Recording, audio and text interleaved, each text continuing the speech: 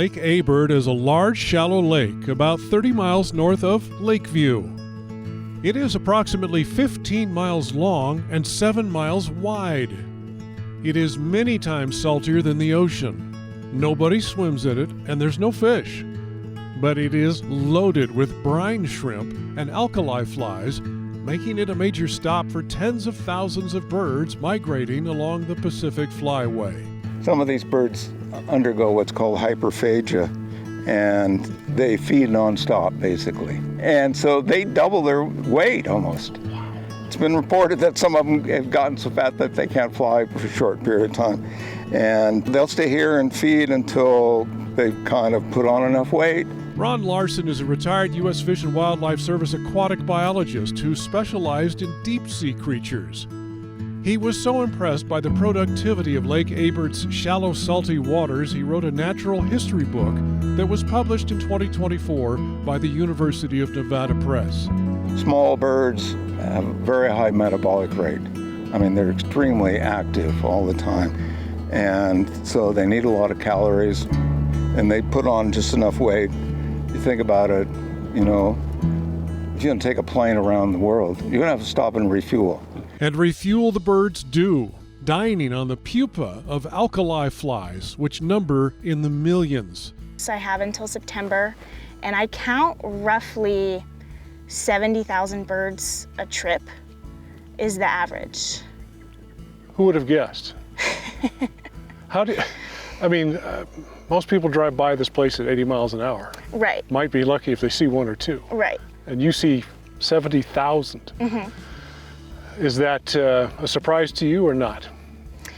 It was a surprise to me. I would say my first time. I would stand out. I stood out here and was just like, wow, you know, how am I supposed to count all these birds?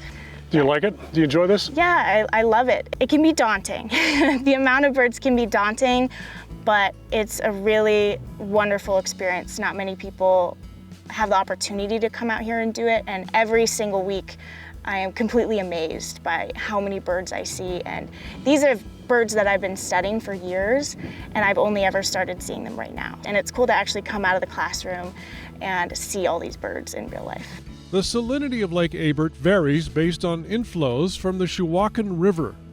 During wet years, the salt is diluted. In dry years, it increases.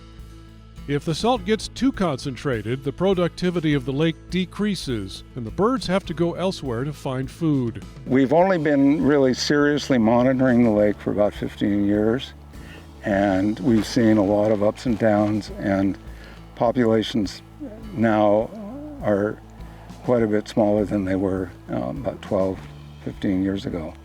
And it seems to be related to the amount of water that's in the lake and the salinities. What variety are you seeing out here, roughly? Just give us a brief summary of what you're finding. Yeah, most of the birds out here are phalarope. We have a lot of American avocets. That's a big one here. Black-necked stilts, a lot of seagulls, a lot of California gulls that you're used to seeing on the beach in California. They're here. Those are the majority. During the 20 years Ron Larson has studied Lake Abert, it's gone dry twice, which he attributes to climate change.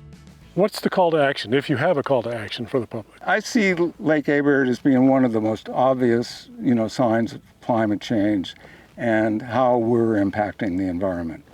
So the issue here with the water, it's mostly climate change, but it's also, a result of upstream irrigation. And not much water gets down to the lake in some years, and the lake is almost totally dependent on upstream water coming from the Shuwakan River. Nobody can live without water, including the brine shrimp, alkali flies, and birds that stop to eat them.